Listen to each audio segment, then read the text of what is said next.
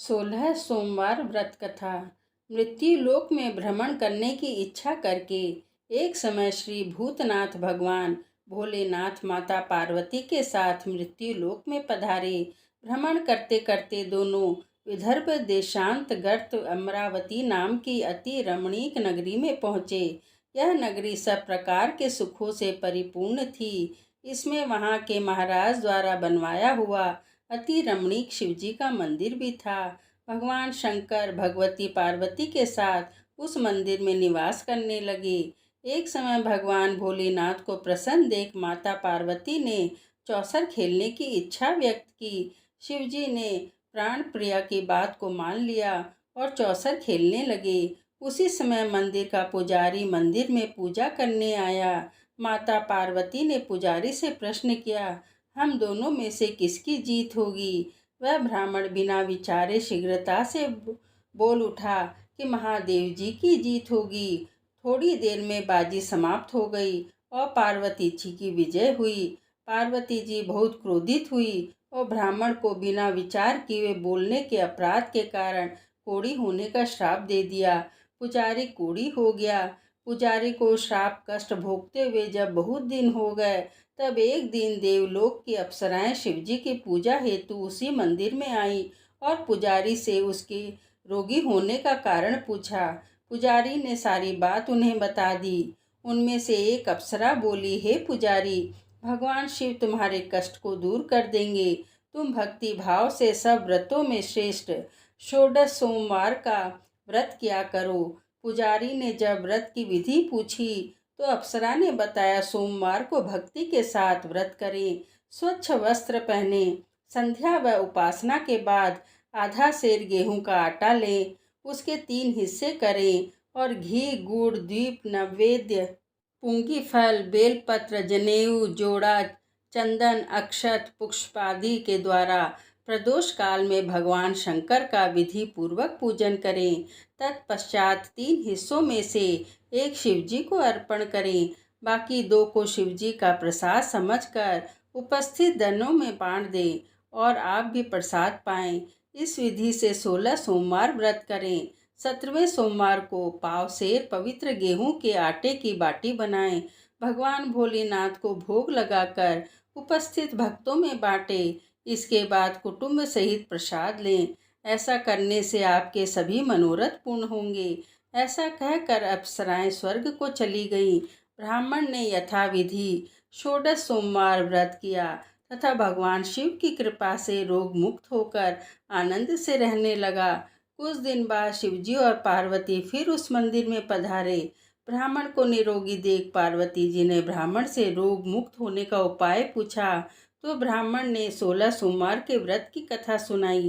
पार्वती जी अति प्रसन्न हो ब्राह्मण से व्रत की विधि पूछकर स्वयं व्रत करने लगी। व्रत करने के फलस्वरूप उनके रूठे पुत्र कार्तिकेय माता के आज्ञाकारी हो गए। उन्होंने अपने हृदय परिवर्तन का भेद माता पार्वती से पूछा, फिर स्वयं भी मित्र मिलन की इच्छा से यह व्रत किया। इससे मित्र ने जब आकस्मिक मिलन का भेद पूछा तो कार्तिकेय जी ने उन्हें भी 16 सोमवार का व्रत महात्म्य बताया। तब मित्र ने भी यह व्रत किया और भगवान शिव की कृपा से उनका विवाह एक राजकुमारी से हो गया। एक दिन राजकन्या ने पति से प्रश्न किया, हे प्राणनाथ, आपने ऐसा कौन सा भारी पुण्य किया था जिसके प्रभाव से मेरा आपसे विवाह हुआ? ब्राह्मण बोला, हे प्राण प्रिय, मैं 16 सोमवार का व्रत किया था जिसके प्रभाव से मुझे तुम जैसी गुणवंती पत्नी प्राप्त हुई।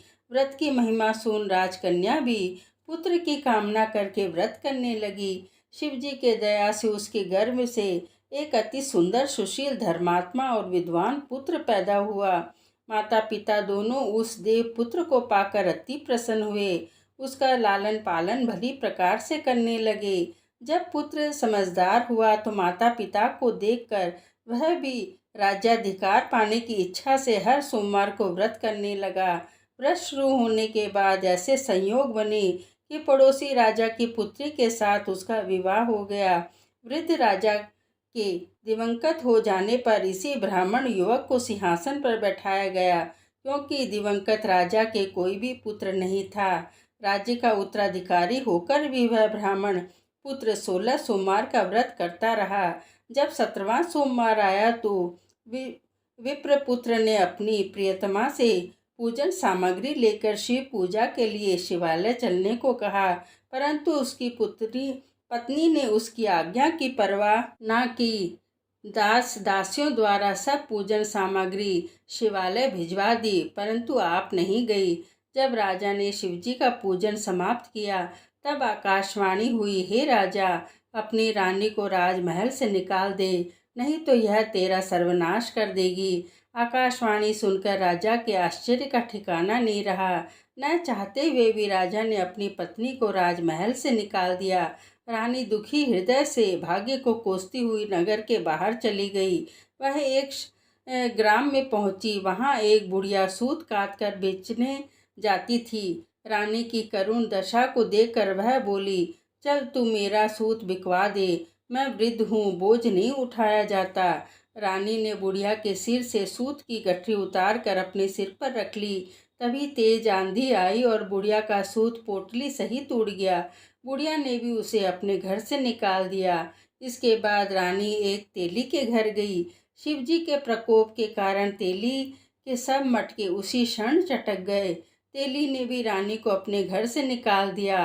अत्यंत दुख पाती हुई रानी एक नदी के तट पर गई तो नदी का समस्त जल सूख गया। तत्पश्चात रानी एक वन में गई। वहां जाकर सरोवर में सीढ़ी से उतर कर पानी पीने गई तो उसके हाथ का स्पर्श होते ही सरोवर का नील कमल के समान जल असंख्य कीड़ों से भर गया। रानी ने भाग्य पर दोषारोपण करते हुए उस जल को पीकर पेड़ की शीतल छाया में विश्राम करना चाहा, परंतु रानी जिस पेड़ के नीचे जाती उस पेड़ के पत्ते तत्काल गिर जाते। ग्वालों ने अपने गुस्साई जी से, जो उस जंगल में स्थित मंदिर में पुजारी थे, यह बात बताई। ग्वाले रानी को गुसाई जी के पास ले आए। रानी की मुख कांति और शरीर शोभा देख गुसाई जी जान गए कि यह अवश्य ही कोई विधि की गति की मारी कुलीन स्त्री है। पुजारी ने रानी से पूछा, हे पुत्री, तुम्हारे ऊपर कौन से देवता का कोप है जिससे तुम्हारी ऐसी दशा है?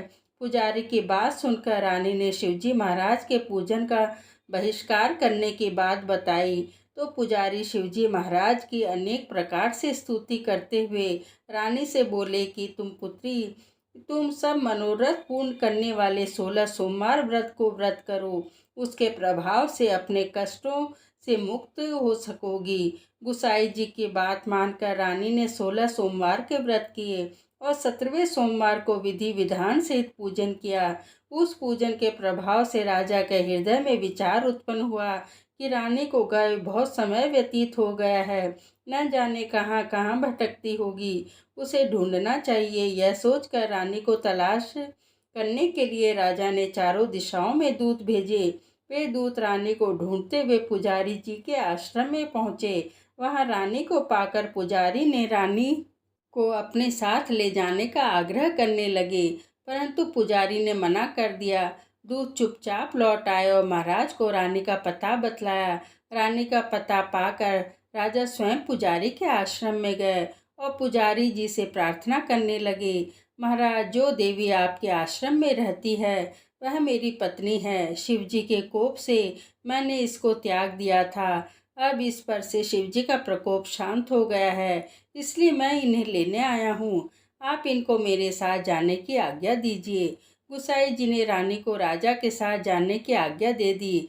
गुसाई जी की आज्ञा पाकर रानी प्रसन्न होकर राजा के साथ नगर में आई। नगर वासियों ने नगर के द्वार तथा नगर को तोरण एवं बंदरवारों से विधि से सजाया। घर घर में मंगल गान होने लगे।